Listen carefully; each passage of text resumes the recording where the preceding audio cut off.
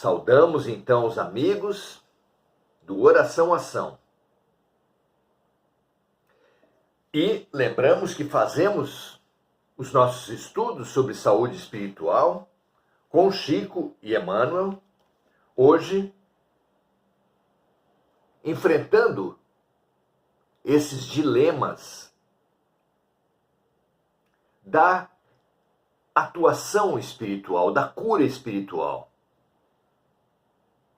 Muitos já devem ter questionado as cirurgias espirituais, algumas feitas com objetos cortantes, com resultados variados, mas alguns deles impressionantes. E se questiona, em primeiro lugar, como é possível haver cura espiritual com ou sem cortes? Como se consegue atuações terapêuticas, umas com alívio relativo, outros com cura total? Por que a diversidade das situações? Não vale a pena estudar isso? Há certamente muito mais perguntas do que nós vamos trabalhar hoje e muito mais respostas. Mas sim, vamos enfrentar o tema dentro dos nossos limites, inclusive, mas dentro dos limites da própria questão simples, que não pode dar conta de toda a complexidade do assunto. Podem os espíritos tudo no enfrentamento das nossas doenças? Podem curar qualquer um? Quais os limites da cura espiritual? Vem conosco, vamos para esse estudo que é um dos grandes estudos da vida, especialmente na interface do espírito e do corpo, na interface da atuação da medicina espiritual e da medicina material encarnada. Vamos lá? A pergunta de número 105 é feita nos seguintes termos: o fato de um guia espiritual receitar para determinado doente é sinal infalível de que o enfermo terá de curar-se? Para quem não sabe, espíritos de maior ou menor envergadura, mas a serviço de uma grande corrente médica, por exemplo, de Bezerra de Menezes, Dr. Fritz, que está submetido a Bezerra,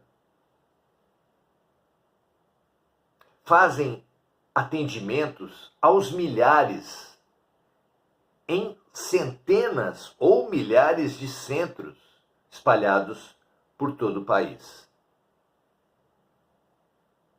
A multiplicidade dos centros só não é maior que a multiplicidade dos casos e da gradação de alívio ou de cura obtida. O que nos permite, nos exige repetir o antigo jargão: cada caso é um caso. Cada caso é peculiar. Não é? Como, aliás, é a situação de saúde dos hospitais, dos diferentes tratamentos, em todas as áreas. Ou alguém aqui acha que um medicamento, uma quimioterapia, uma cirurgia tem o mesmo grau de eficácia em todos os casos? Claro que não, não é? Então, o fato de um guia espiritual receitar para determinado enfermo é sinal infalível de que o doente terá de se curar-se? Terá de curar-se? A resposta é a seguinte: o guia espiritual é também um irmão e um amigo que nunca ferirá as vossas mais queridas esperanças.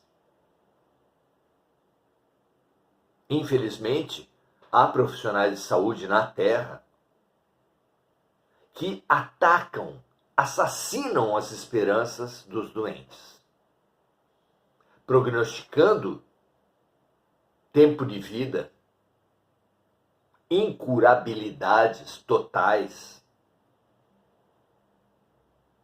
destinos fechados. Será que é bom para a qualidade de vida dos doentes essa postura rígida, fechada, de tantos médicos e terapeutas? Será que ela sempre condiz com a realidade? Será que ela não é uma profecia autorrealizável, na medida em que, deprimindo o paciente, atrai e acelera a sua falência, a sua queda, a sua morte?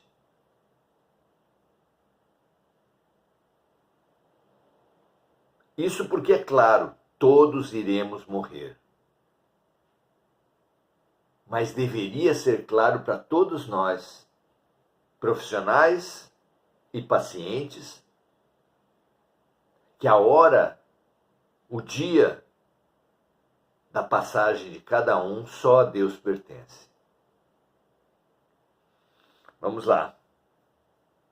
Então, o guia espiritual é também um irmão e um amigo que nunca ferirá as vossas mais queridas esperanças. É a medicina humanizada que, paradoxalmente, revela que Emmanuel é praticada pelos espíritos, e nós sabemos, nem sempre é também praticada pelos encarnados. Mas continua Emmanuel: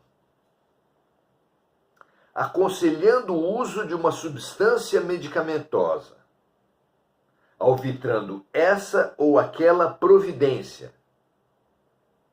O guia espiritual, o médico espiritual,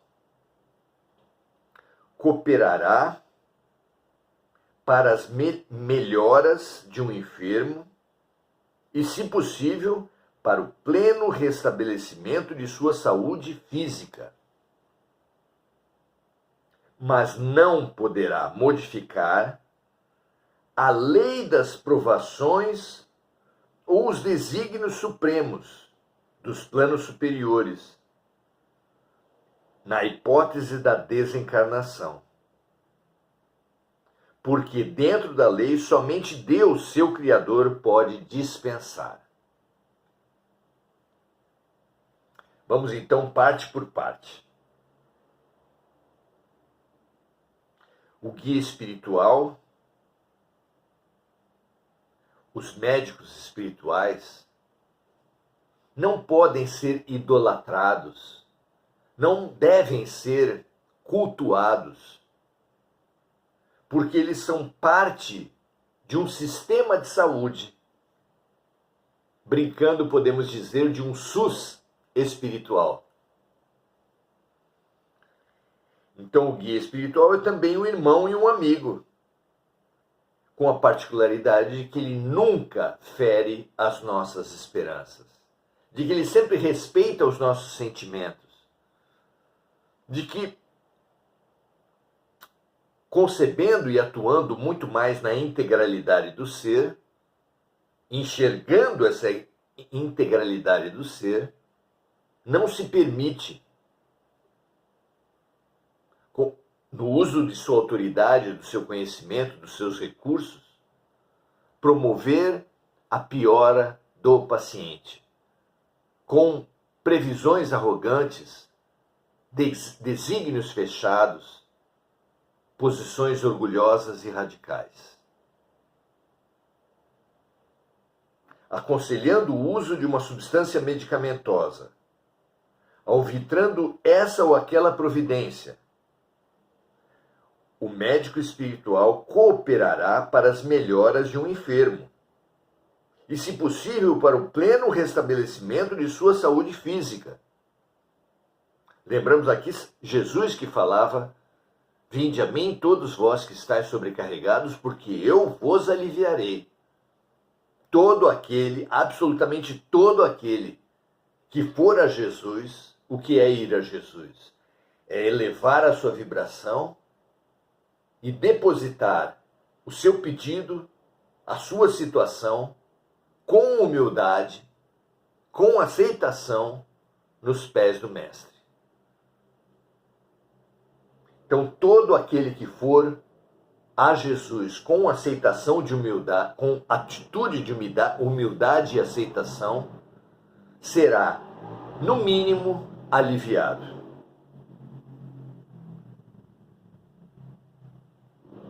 Mas os amigos espirituais não podem modificar a lei de provações, que estabelece que o plantio é livre, mas a colheita é obrigatória.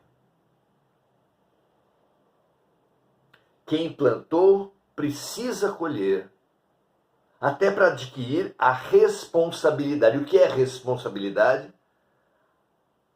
A lei, a necessidade de nós respondermos pelos nossos atos. Só assim que um filho amadurece, só assim que o empregado se aperfeiçoa, e só assim, respondendo pelos seus atos, que um espírito evolui. Então, um médico espiritual não pode modificar a lei das provações ou os desígnios supremos dos planos superiores.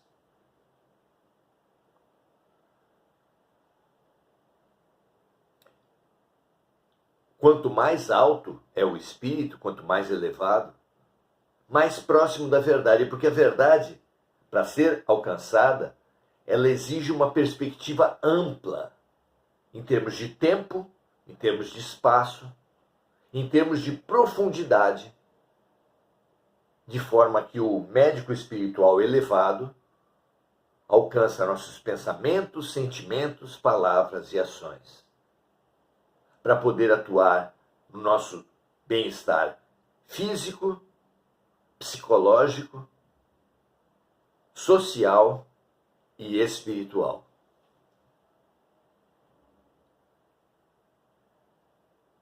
Então, aconselhando o uso de uma substância medicamentosa, alvitrando essa ou aquela providência, o médico espiritual cooperará para as melhoras de um enfermo e, se possível, para o pleno restabelecimento de sua saúde física, para a cura.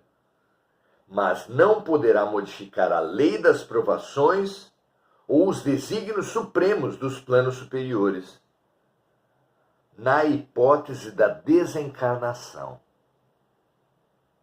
Um médico, um enfermeiro espiritual, não tem autoridade para adiar a morte de uma pessoa. Pedidos podem ser feitos nesse sentido. Pedidos para adiar a morte têm muito mais efetividade, eficácia, se feitos com atitude de aceitação, resignação e fé. Mas tenhamos certeza como é que funciona isso. Há situações em que, tendo chegado o prazo determinado no planejamento reencarnatório para o falecimento, para a morte de um ser, ele conseguir postergar a sua morte? Acontecem casos assim. São muito raros, mas é a chamada moratória. Uma decisão dos níveis espirituais mais elevados que concedem um replanejamento da vida de um determinado ser, propiciando a esse ser um tempo maior de vivência no corpo, na Terra. Isso só acontece, claro, quando faz sentido para o indivíduo, para os próximos a ele e para todos aqueles que tomarem contato com aquele fato.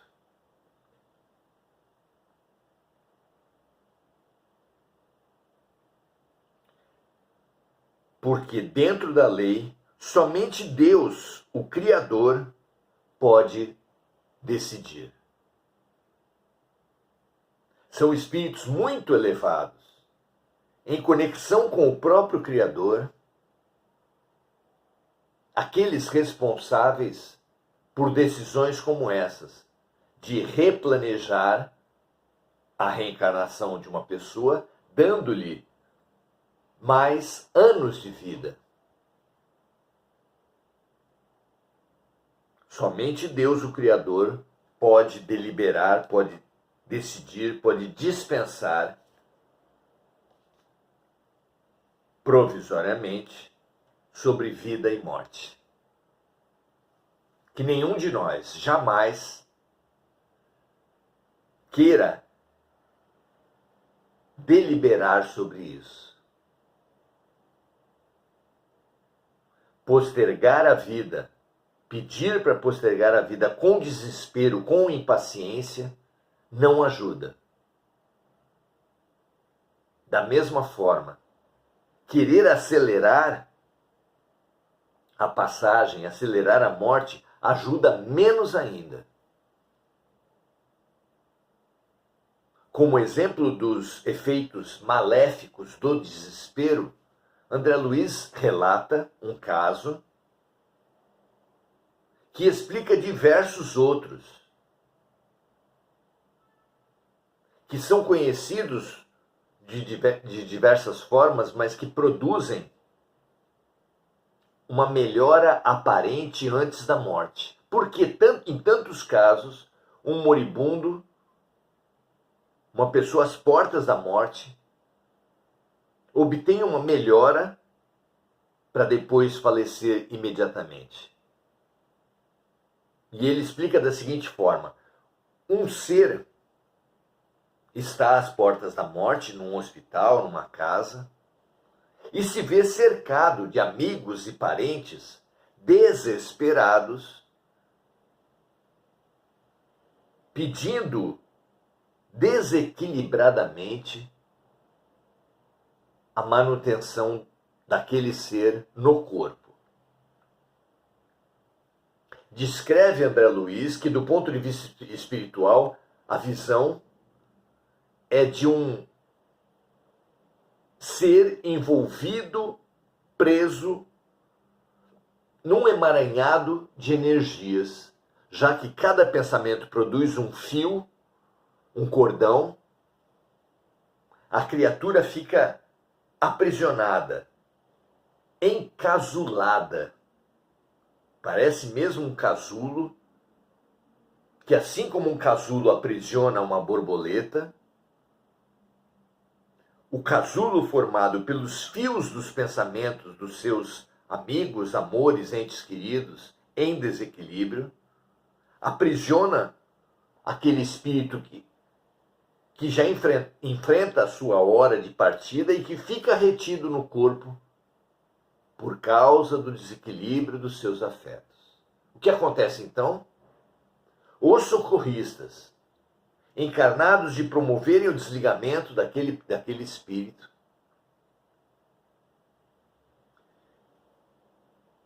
projetam no espírito, no corpo daquele espírito, um grande fluxo de energia que promove uma melhoria repentina e inesperada. E assim ligados aos instrutores espirituais, aos socorristas,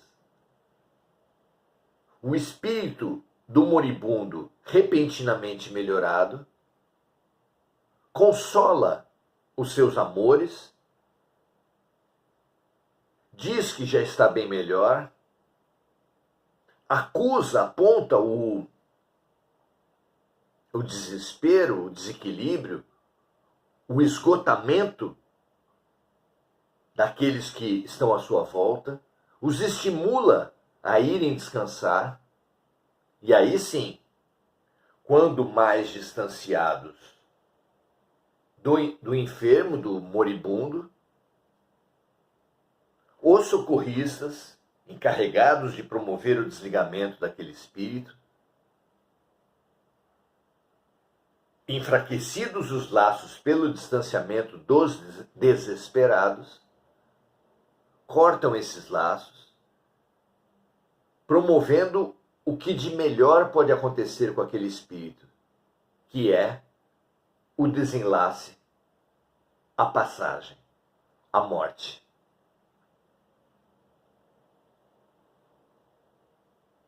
Vejam como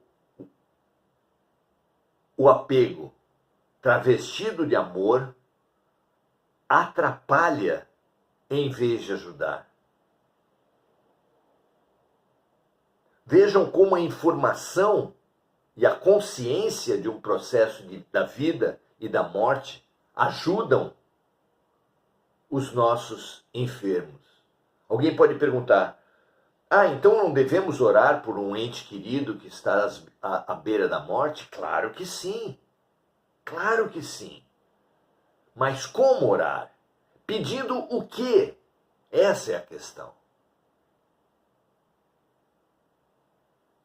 Uma dica fabulosa Deus, Jesus, nos deixou na oração dominical no Pai Nosso.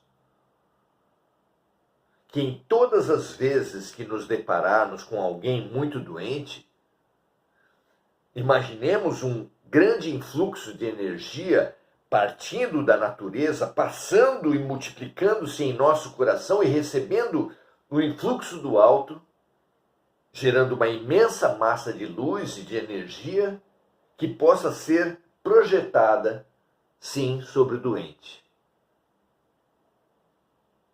Mas, em humildade, em aceitação, precisamos dizer com Jesus: seja feita a vossa vontade.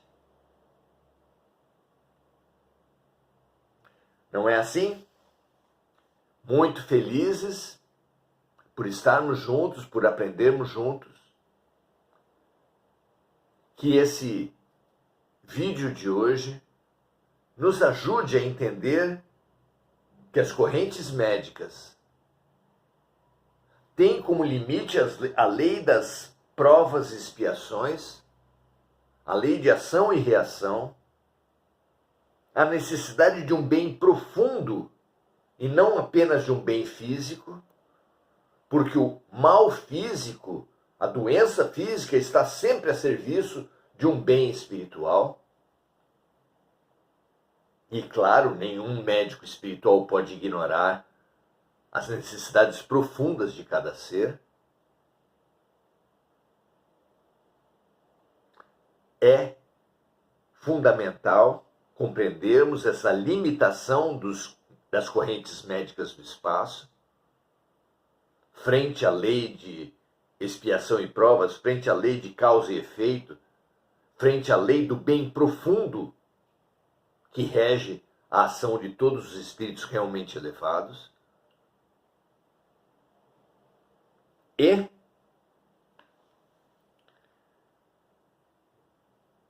sabendo que há uma hierarquia acima de todos esses médicos espirituais. Quase todo o trabalho de saúde na Terra está sob a coordenação de Bezerra de Menezes. Mas Bezerra mesmo está também sob os auspícios, sob as orientações e ordens de espíritos ainda mais elevados, não podendo por si só deliberar a profundidade da ajuda de todos os casos.